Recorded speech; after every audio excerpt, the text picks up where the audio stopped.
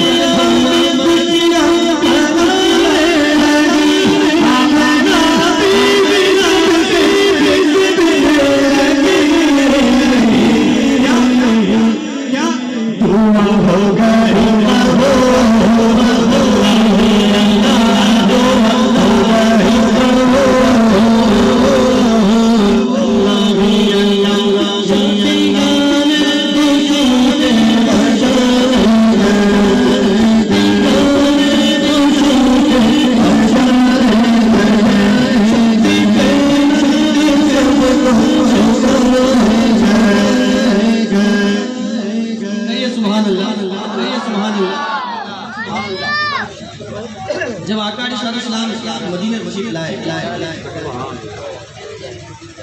तो काफिले वालों ने 8 से 10 दिन हुजूर का इंतज़ार किया कि हुजूर अब तशरीफ लाएंगे। तो पहले से खबर हो गई थी,